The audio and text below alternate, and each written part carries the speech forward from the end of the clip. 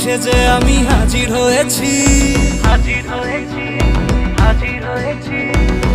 উপহার কি কি পাবো লিস্টি করেছি,